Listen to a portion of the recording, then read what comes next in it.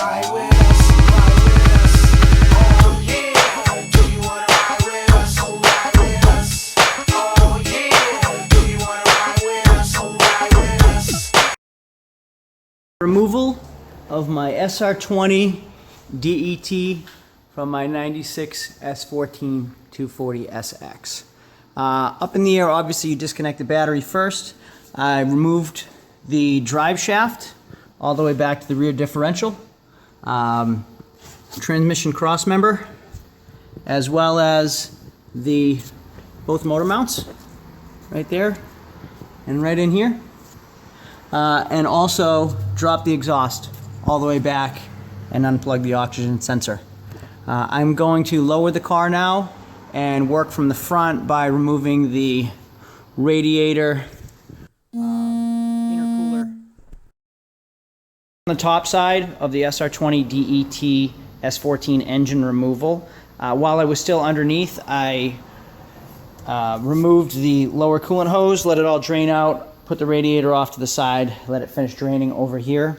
My front mount intercooler, I started disassembling the piping on the driver's side, as well as power steering, removed the heat shield to the master cylinder, started disconnecting the upper coolant hose, power steering, and I also had a manual boost controller mounted to the side fender. So all of that is disassembled, and I actually try to keep it intact onto the engine. I'm going to try to all pull it out together so we always know where everything is and where everything goes.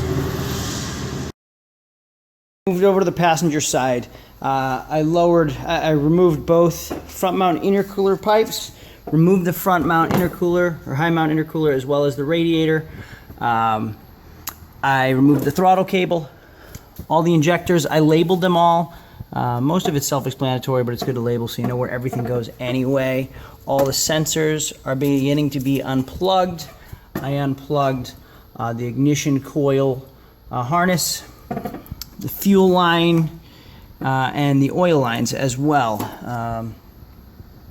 I'm going to hook up a engine lift and start to slowly raise the engine out, looking around for any missed connections and any wiring or hoses still connected to the engine. I'm going to first start by lowering the exhaust, dropping the exhaust down, which will all be removed anyway because we have a new exhaust to replace this one, specifically fit for the LS. So I'm going to start by right here, and I'm also going to work on the motor mounts. About ready to pull the motor out. I hooked the engine hoist up on two spots right on each corner of the engine, and I'm slowly hoisting it out. As I go, I just check a couple pumps, and then I check for any connections. There is a ground here that I had to disconnect, also a ground to the back of the engine. I also had to lower, if you can see here, I had to lower this manifold because it was getting, I had to remove it from the turbo. It was getting caught on the steering column. So that's gone. The engine is now ready to be pulled. The engine and transmission are out. I pulled it right out from the engine bay. The couple things that I did that weren't on the video were I got to the alternator and the starter while it was halfway out. And then there were miscellaneous, I did the slave cylinder, miscellaneous clips and sensors that I did as I was pulling it out. It was pretty simple to do. Took me about 3 hours total.